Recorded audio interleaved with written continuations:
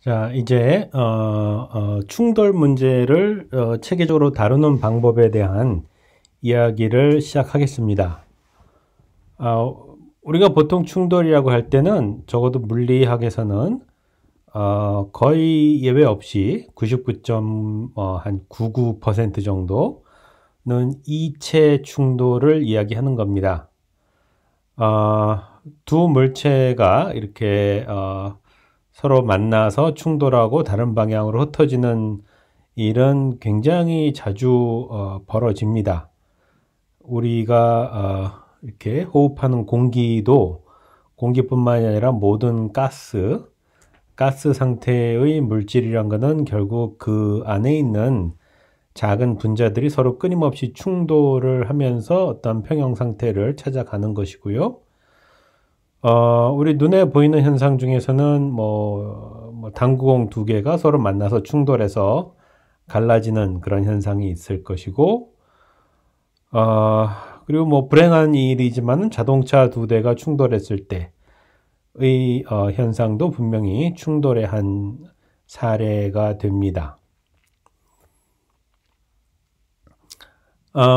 일반적인 충돌 현상은 이렇게 그 각자의 운동량 P1, P2를 갖고 운동하던 두 물체가 충돌 후에는 새로운 운동량 P1'과 P2'을 갖고 어디론가 가는 그런 상황으로 묘사가 될 겁니다.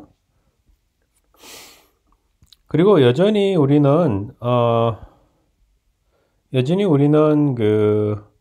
이 두 물체가 서로 주고받는 힘 이외에는 다른 어떤 알짜 힘도 없다, 다른 외부의 힘은 전혀 없다라고 가정을 하고 계속 이 문제를 다룰 겁니다.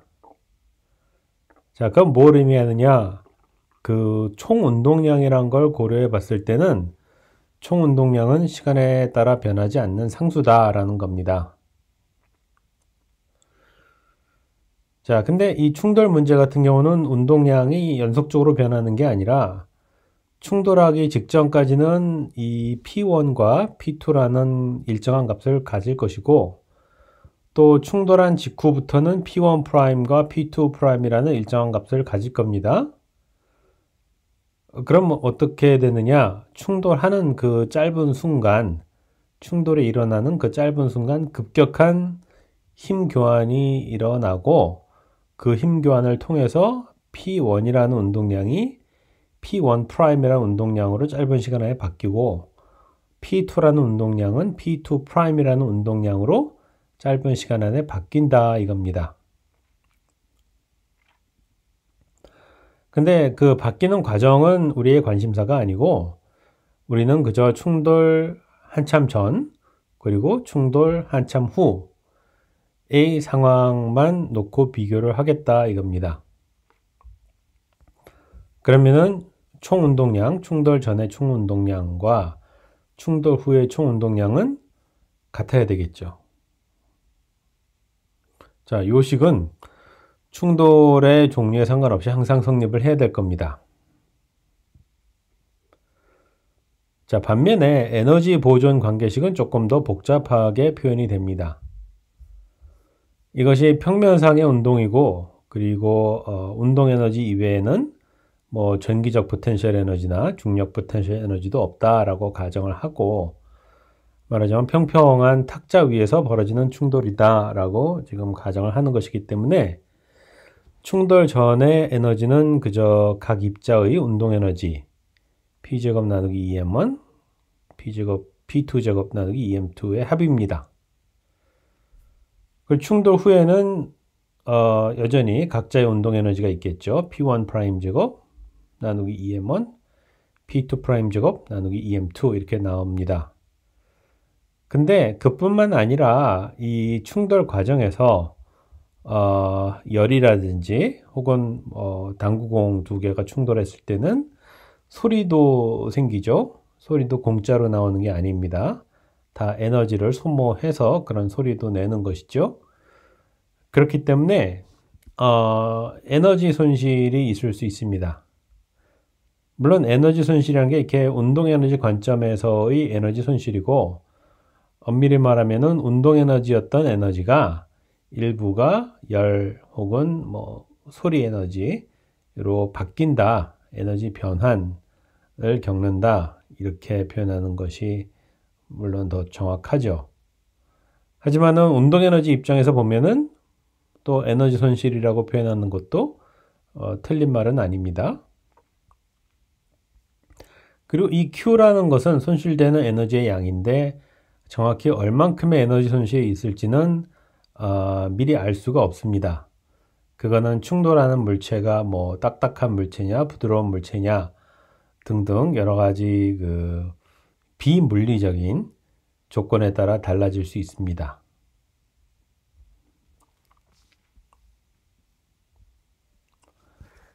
자, 그래서 우리가 물리학을 공부하는 일반적인 방법이 그렇듯이 이 문제에도 제일 단순한 경우부터 먼저 분석을 잘 해보고 차차 더 어려운 경우로 옮아가는 것이 좋습니다.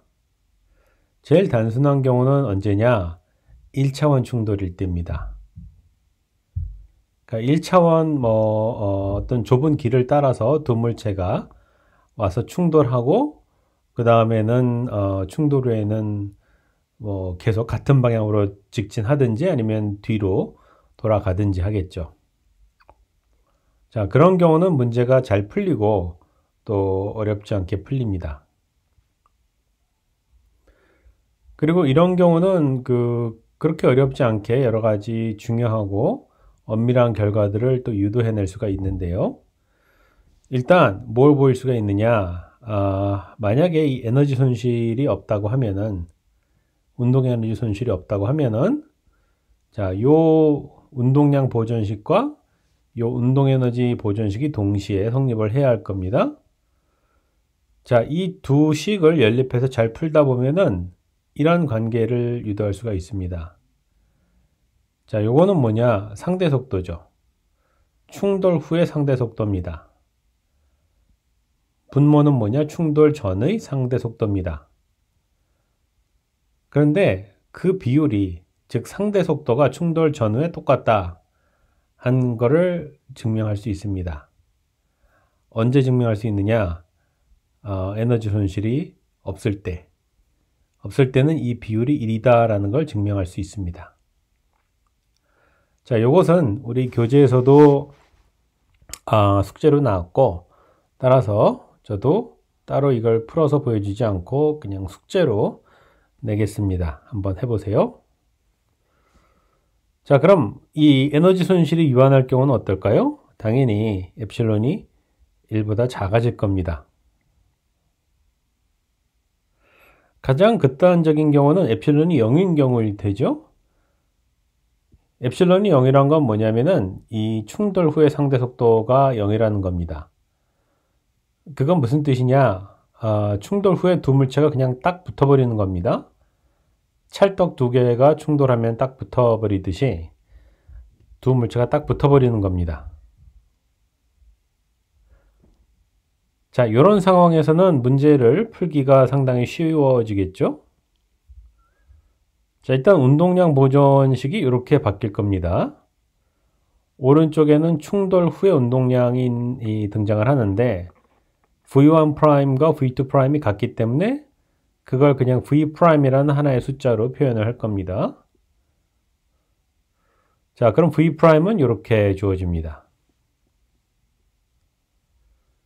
그러니까 충돌 후의 속도가 뭔지를 이렇게 간단하게 간단한 표현으로 구할 수가 있는 겁니다.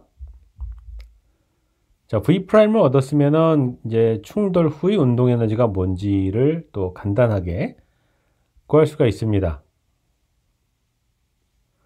자, 충돌 후의 에너지가 뭔지를 알았으니까 이제는 충돌 전후의 운동 에너지 차이가 뭔가도 알 수가 있겠죠. 그리고 충돌 전후의 에너지 차이가 뭐냐? 바로 열 에너지가 되겠죠. 왜냐하면 총 에너지는 보존이 돼야 되니까. 자, 그러면 요 앞에 있는 두 항은 뭘 나타냅니까? 충돌 전의 총 운동 에너지를 주는 거예요. 요 뒤에 있는 세 개 항은 충돌 후의 운동 에너지 표현을 그냥 전개한 겁니다. 그 다음에 잘 정리를 하면은 이것이 재밌게도 굉장히 단순한 표현으로 이렇게 딱 정리가 돼요. 뭐냐? 충돌 전의 상대 속도의 제곱에 비례하는, 그리고 이건 유효 질량이죠. 유효 질량 곱하기 충돌 전의 상대 속도의 제곱에 비례하는 어떤 표현으로 딱 주어집니다. 그리고 이 표현은 보면은 당연하게도 0보다 큰 값이 되죠. 그래서 이만큼의 에너지가 손실이 됐다 하는 것을 우리가 정량적으로 증명을 할 수가 있는 겁니다. 자, 근데 이 식을 조금 더 발전시켜서 엡실론이 일반적으로 0과 1 사이 어떤 숫자일 때, 그때도 에너지 손실이 얼만큼 되는가를 계산할 수가 있습니다.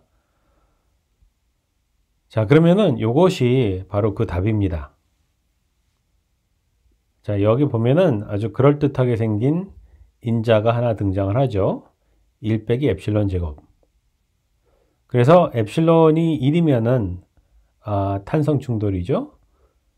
엡실론이 1인 경우는 우리가 예상했던 대로 에너지 손실이 전혀 없습니다.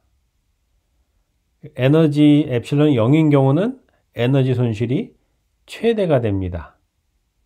딱 붙는 경우죠, 충돌 후에.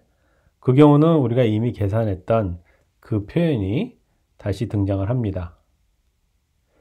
하지만 일반적인 엡실론에 대해서 증명을 하는 것은 조금 손을 많이 써야 될 겁니다. 그래서 숙제로 내겠습니다. 요거를 잘 풀어서 제출하시기 바랍니다. 자, 여태까지는 1차원 충돌 이야기였습니다. 1차원에서의 완전 탄성 충돌, 1차원에서의 완전 비탄성 충돌, 그리고 1차원에서의 어중간한 비탄성 충돌의 사례들을 다 분석을 해본 겁니다.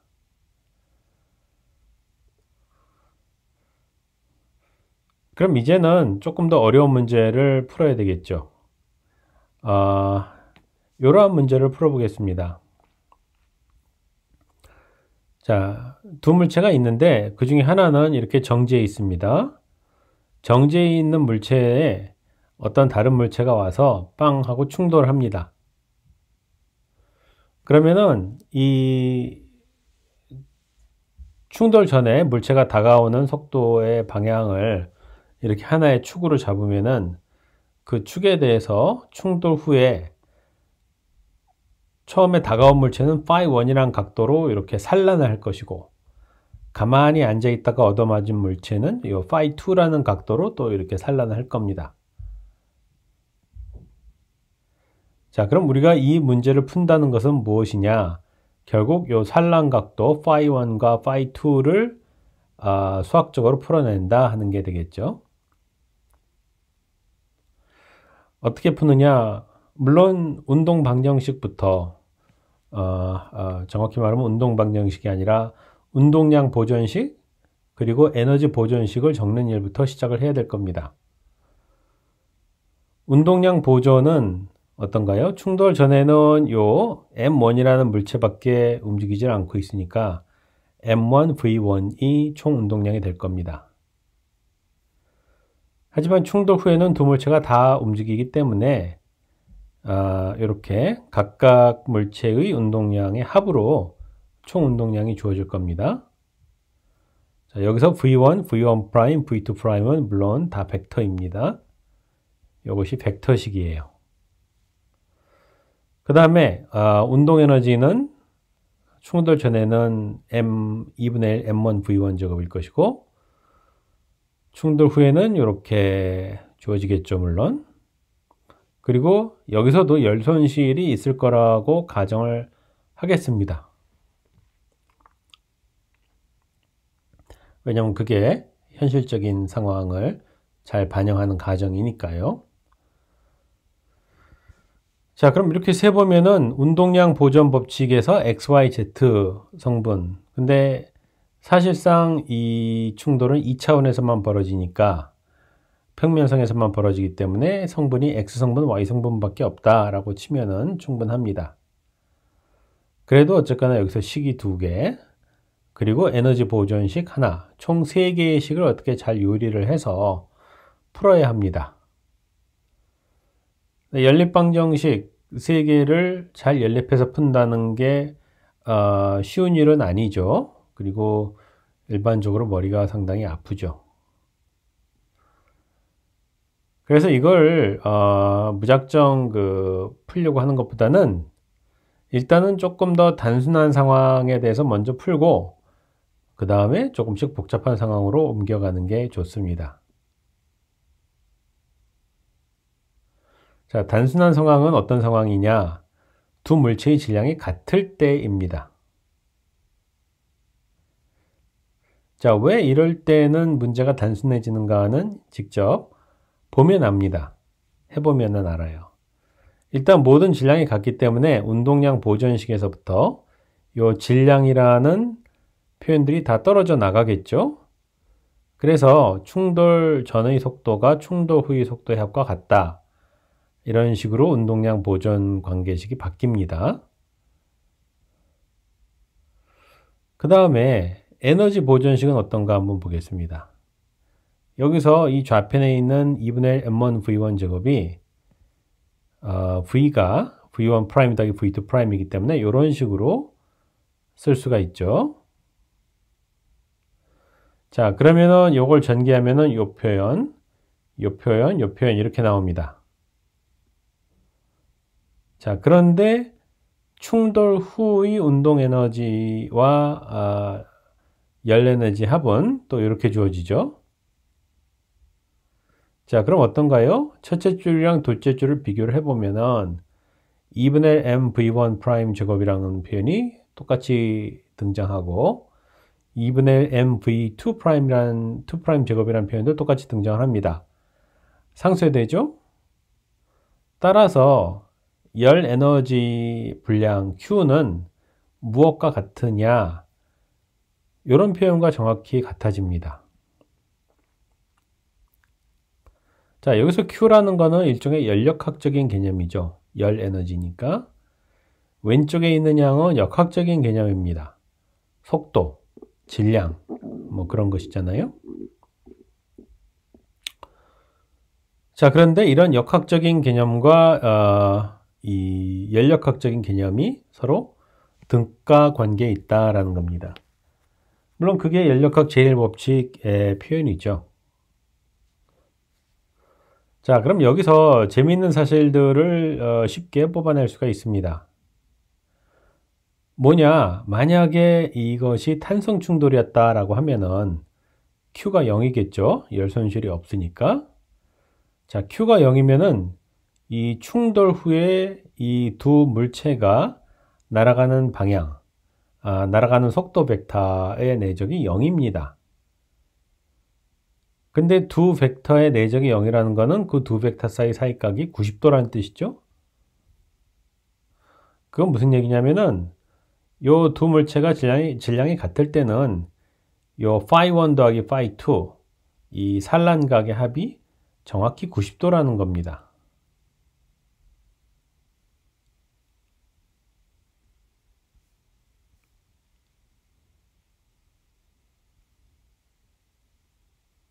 신기하지 않나요? 이렇게 엄밀한 결과가 사실 이것이 당구공 충돌 문제라고 생각을 하면은 우리가 이 첫 번째 당구공을 어떻게 쏘느냐에 따라서 이 튀어나가는 각도 phi1이 그때그때 달라질 겁니다. 아마 당구를 좀 해본 학생들은 다 무슨 얘기인지 알 거예요. 근데 그럼에도 불구하고 내가 phi1을 뭐 47도로 어쩌다 보니까는 때렸다. 그러면 나머지 각 요 phi2는 자동적으로 43도가 되게끔 돼 있다 이겁니다. 물론 마찰 효과, 에너지 손실 이런 걸 다 무시했을 때 그때 그런 결과가 나온다는 것이죠.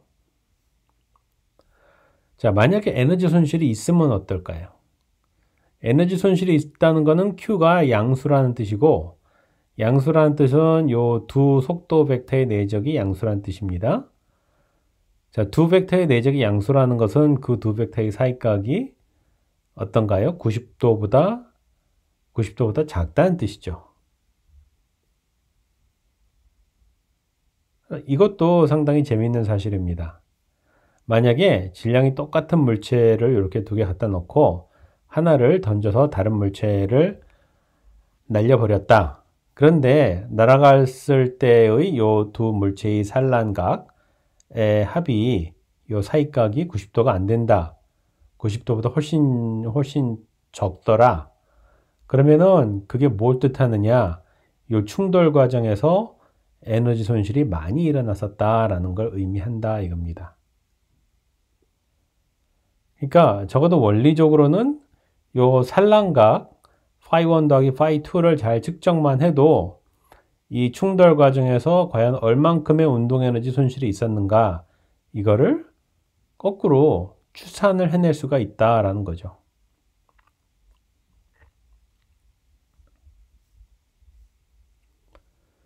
자, 이번에는 그러면은 이 Q가 가장 클 때가 언제일까 한번 생각을 해봅시다. 자, 두 벡터의 내적이 최대가 되려면은 어떻게 해야 됩니까? 당연히 두 벡터의 방향이 같아야 되겠죠. 자, 두 벡터의 방향이 같습니다. 자, 그러면 요 내적 값이 최대가 되고 내적 값이 최대가 된다는 것은 Q, 즉 운동 에너지 손실이 최대가 된다는 겁니다. 자, 그런데 어떤가요? 그러면은 두 벡터가 방향이 같다는 것은 결국 phi1도 0이고 phi2도 0이라는 걸 의미를 하겠죠. 다시 말하면 두 물체가 그냥 딱 붙어버리는 겁니다. 붙어서 원래 이 충돌하는 입자가 오던 방향으로 계속 붙어서 나가는 겁니다. 자, 그 경우에 운동 에너지 손실이 최대가 된다 하는 것도 어렵지 않게 보일 수가 있는 겁니다.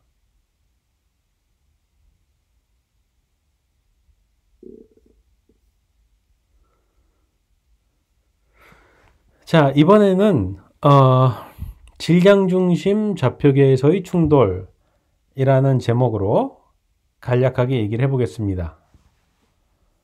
자, 아까는 어떤 상황이었냐? 입자 하나는 이렇게 가만히 정지해 있었고 다른 입자 하나만 왼쪽에서 쳐들어오는 상황이었습니다.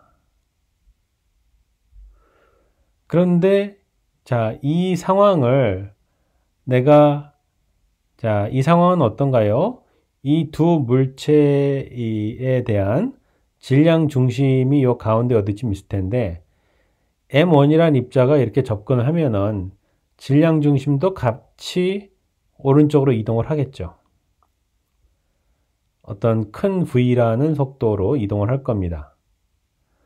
근데 그 V라는 속도로 같이 이동하는 관찰자가 있다고 칩시다. 다시 말하면 질량 중심 좌표계에서 이 충돌 현상을 보겠다 이겁니다.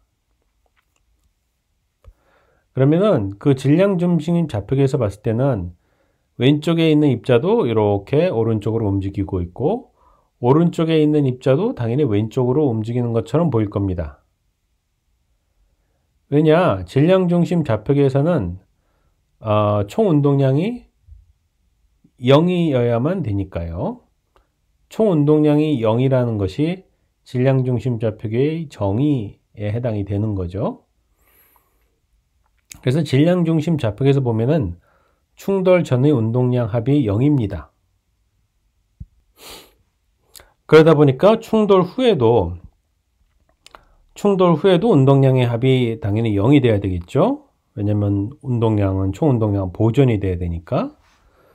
총 운동량 보존 법칙은 뭐 어느 관성 좌표계에서 보거나 항상 성립을 해야 되는 법칙이라서 이렇게 질량 중심 좌표계에서 봤을 때도 여전히 총 운동량 보존 법칙은 성립을 해야 되죠.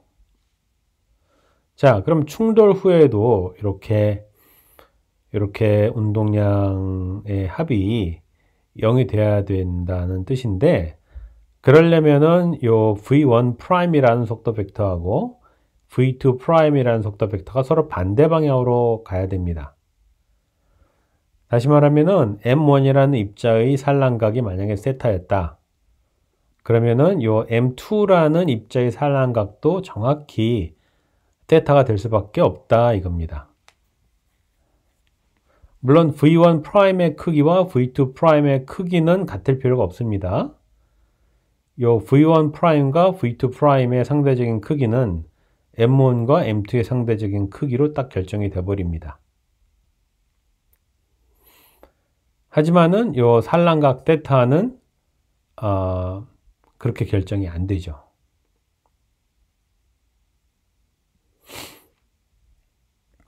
자, 여기서도 이 질량 중심 좌표계에서도 여전히 충돌 전후에 대한 에너지 보존식을 똑같이 쓸 수가 있습니다. 충돌 전의 운동 에너지 합은 이렇게 되고, 충돌 후의 운동 에너지 합은 이렇게 되고, 그 다음에 열 에너지 손실이 있을 수 있기 때문에 여전히 여기다 Q라는 양을, 열 에너지에 해당하는 양을 더해줘야 에너지 보존식이 제대로 성립됩니다. 자, 근데 이 경우는 자, M1V1을 운동량 P1이라고 하고 M2V2를 운동량 P2라고 하면은 P1 더하기 P2가 0이 되어야만 하죠. 다시 말하면은 충돌 전에 요 각각의 물체가 갖고 들어오는 운동량의 크기가 똑같아야 된다는 겁니다. 충돌 후에도 각각의 입자가 갖고 달아나는 운동량의 크기가 똑같아야 됩니다. 자, 이런 조건이 있기 때문에 이 경우는 운동에너지 보존을 적을 때 이렇게 운동량 표현을 적어서 이용해서 적는 게 더 편합니다. 왜냐? P1의 크기와 P2의 크기가 똑같기 때문에 이렇게 앞으로 빼낼 수가 있죠. 그러면은 질량이 M1분의 1 더하기 M2분의 1로 묶이게 되고, 그것은 다름 아닌 그 유효 질량 뮤의 역수가 됩니다. 그래서 충돌 전의 총 운동 에너지를 이렇게 적을 수가 있는 겁니다. 자, 그럼 에너지 보존식이 어떻게 되느냐? P1 제곱 나누기 2뮤가 P1 프라임 제곱 나누기 2뮤 더하기 열 에너지, 이렇게 바뀝니다. 여기서도 마찬가지로 P1 프라임과 P2 프라임이라는 두 개의 충돌 후의 운동량이 크기는 같고 방향은 반대이기 때문에 운동 에너지 합을 이렇게 단순화시켜서 쓸 수가 있는 겁니다. 자, 그럼 이것이 질량 중심 좌표계에서 본 에너지 보존식이 되고, 질량 중심 좌표계에서 본 운동량 보존식은 이렇게 됩니다.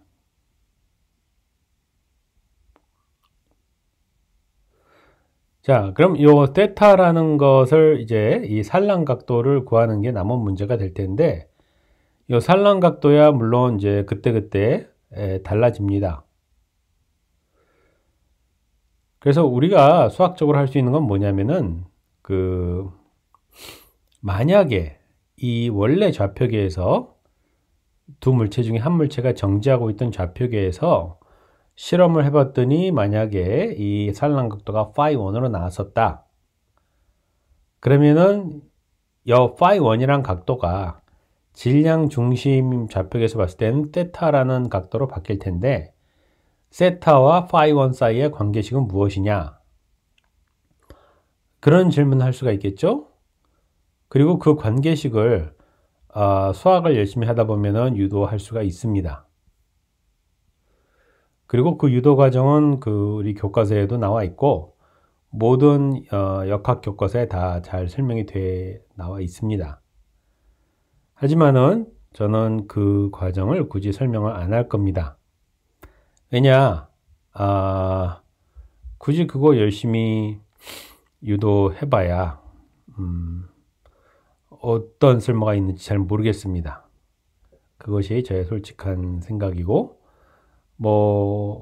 좀 관심이 있다면은 학생들이 직접 그 공식을 차근차근 따라가면서 유도를 해도 좋겠습니다만, 아주 꼭 필요한 과정이라는 생각은 들지 않아서 일단 이 강의에서는 생략을 하도록 하겠습니다.